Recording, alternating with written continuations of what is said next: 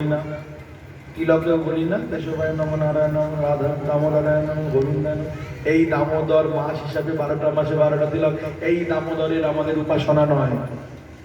আর মা যশোদার নীলমণি মানে ওই বাল গোপাল এই দড়ি দিয়ে বেঁধেছেন সেই দামোদরও আমাদের উপাসনা নয়। আমরা লীলা বর্ণনা করেছি মাখনচুরি থেকে বটে, কার্তিকের অতিদেব বলছি বটে, কিন্তু আমাদের যে দৃষ্টিকোণ ভক্তি যেখানে রাখা আছে সেখানে হচ্ছেন ওই জীব গোস্বামীর প্রাণধন, রাধারানীর প্রাণধন, রাধা দামোদরের।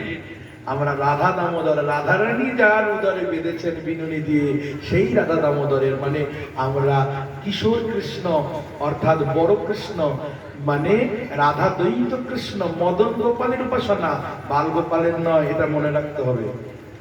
গোপালের নামও দামোদর যখন, তাহলে গোপালের সেবা করলে আমাদের দোষ হলো কি? তাহলে আগেরটা কেন বললেন উনি? এই যে কথার মধ্যে ক্রস এসে যাবে, কথাটা শুদ্ধ করে গুছিয়ে নিতে হবে, পরিষ্কার করে নিতে হবে। সম্বন্ধ অভিধেয় প্রয়োজন, তিনটে বোঝবার জন্যই, বোঝানোর জন্য এত শাস্ত্রের প্রণয়ন।